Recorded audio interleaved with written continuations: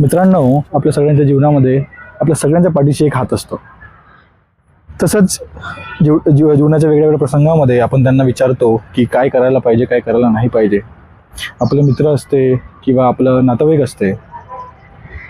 त्याच कारणामुळे आम्ही ह्या कंपनीचं नाव सुरुवातीमध्ये मामा ठेवलं होतं.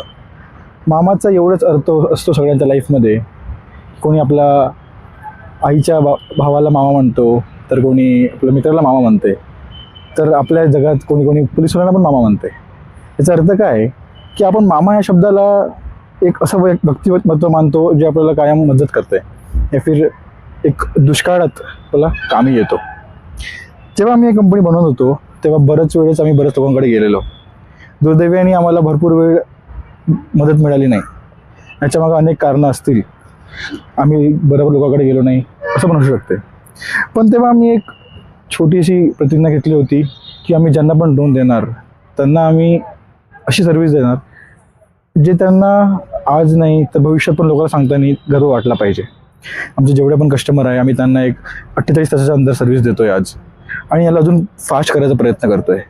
तसंच आम्ही भरपूरशा वेळेस नवीन स्कीम आणायचा प्रयत्न करतो ज्यामुळे तुम्हाला नवीन ऑर्डर मिळणार, तुम्हाला बल्कमध्ये ऑर्डर मिळण्याचा प्रयत्न करतोय, आणि असे अनेक आमचे प्रयत्न चालू असतात. आता जे लोक आम्हाला ओळखतात, जे लोक आम्हाला पर्सनली ओळखतात, त्यांना माहीत आहे की जेव्हा संकटात त्यांचा ड्रोन येतो, जेव्हा त्यांचा ड्रोन पडतो, तर आम्ही किती ताबडतोब त्यांना स्पेअर पार्ट पाठवतो या फिर त्यांना जवळ कुणी असेल आमचा माणूस त्यांना मदत करायला लावतो. तर याचा मग एकच उद्देश असा आहे की कायम आपण जेव्हा नवीन उद्योग करतो, आणि हे खूप नवीन वस्तू आहे, ड्रोन इलेक्ट्रॉनिक वस्तू आहे जी शेतकऱ्यांना समजत नाही, तर जेव्हा आपण नवीन उद्योग करतो तर लोकांना असं वाटलं नाही पाहिजे एका क्षणासाठी की आम्ही का बरं केला या फिर त्यांचा ड्रोन पडून राहिला पाहिजे. हे आम्ही भरपूरशा प्रसंगी बघितला जिथं लोकांचा ड्रोन पडून आहे आज पण. सो हेच एक महत्त्वाचा मुद्दा होता. आणि ह्या प्रॉमिस डेला, त्याला मराठीमध्ये मला वाटते वचन दिवस म्हणते, या वचन दिवसाला आम्ही हे तुम्हाला वचन देतोय की आम्ही आमची सर्व्हिस अशीच चांगली ठेवू आणि अजून याला चांगलं करायचा प्रयत्न करू. तुम्ही पण आम्हाला सांगा की काय करता येईल यामध्ये आणि काय नाही करता येईल आणि कसं आपल्याला याला अजून इम्प्रूव्ह करता येईल.